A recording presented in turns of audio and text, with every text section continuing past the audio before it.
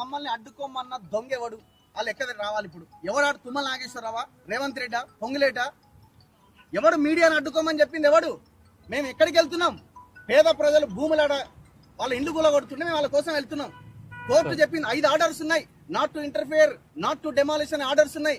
అయినా కూడా ఈ అరాచకానికి పాల్పడుతున్నారు. మేము అక్కడికి వెళ్ళొద్దా? ఎవడు వాళ్ళ పక్షాన పోరాడాలి? ఇల్లు ఏ శాటిలైట్ ఛానల్ లేవు. శాటిలైట్ ఛానల్ ఉన్న దొంగలంతా పైసలు తీసుకొని సైలెంట్గా ఉన్నారు. టీవీ యాజమాన్యాలు, జర్నలిస్టులు కాదు. ఎక్కడ పోవాలండి వాళ్ళు? మీరు కూడా పేదోళ్ళే కదా, మీరు కూడా కష్టపడి పైకి వచ్చిన వాళ్ళే కదా.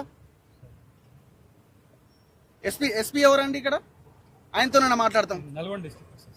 నెంబర్ చెప్పండి, ఎస్పీ నెంబర్ చెప్పండి. మేము ఆయనతోనైనా మాట్లాడతాం. ఏందో మాకున్న ఆర్డర్ చెప్పాలి కదా.